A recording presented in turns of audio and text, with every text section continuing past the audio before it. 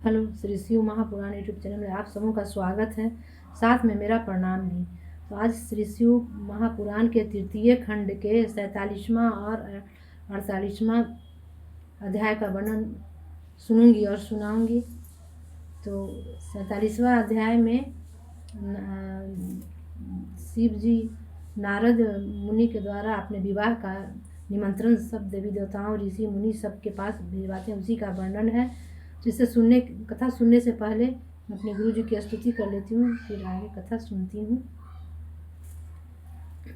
गुरुर्ब्रह्मा गुरुर्विष्णु गुरुर्देवो महेश्वरः गुरुर्साक्षात् परब्रह्म तस्मै श्री गुरवे नमः। आइए सुनते हैं 47वां अध्याय।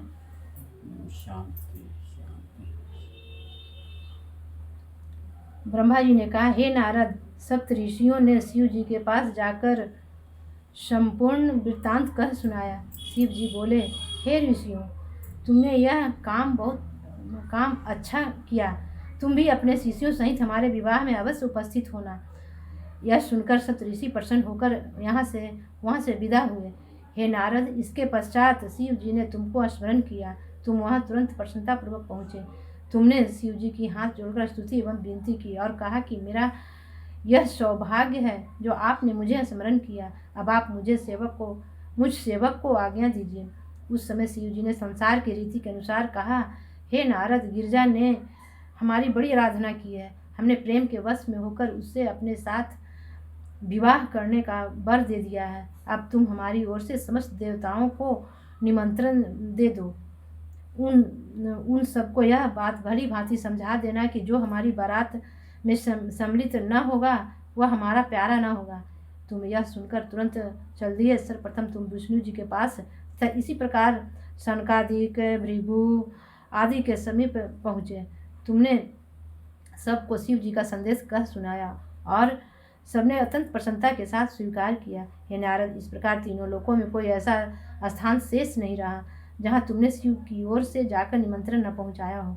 सबको निमंत्रण देने के पश्चात तुम शिव जी के पास लौट आए और उनकी स्तुति करते हुए यह बोले, हे महाराज, आपके निमंत्रण को ब्रह्मा, विष्णु एवं संपूर्ण सृष्टि ने बड़ी प्रसन्नता के साथ स्वीकार किया है।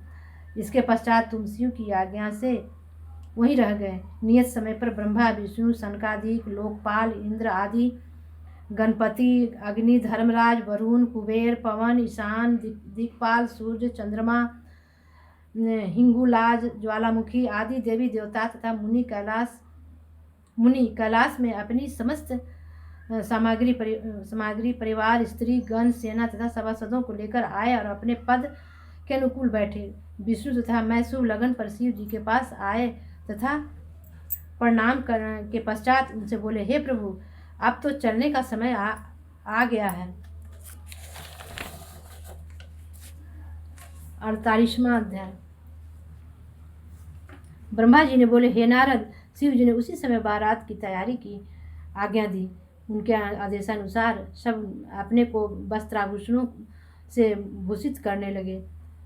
चारों ओर ध्वजा, पताका, चंवर आदि शुभ सामग्री स्थापित हुई। देवताओं की पत्नियां मंगल गान करने लगीं। रत्न एवं मोतियों से चौके पुराए गए। उस समय की शिव जी की सुंदरता का हम वर्णन नहीं कर सकते। विष्णु, मैं तथा इंद्र आदि देवता अपने अपने प्रसिद्ध वस्त्रों से भूषित हुए। सवारों के रिसाले, गज समूह तथा घोड़ों के छल बल देखने जोग एवं प्रसन्नता के जोग थे। शुभ मुहूर्त में शिव जी महाराज बारात सहित चले। नंदी, वीरभद्र, भैरव आदि भी अपने गणों सहित उनके साथ हुए। शिव जी की उस बारात में असंख्य सेना चली। शिव जी ने सर्वप्रथम सांसारिक नियम के अनुसार ब्राह्मण के चरणों का ध्यान धर डमरू बजाया। इसके पश्चात वे बारात के साथ चले। आज की वाणी में अपने शिव गुरु के चरणों में विराम देती हूँ। फिर से अगले पाठ का अगले एपिसोड में।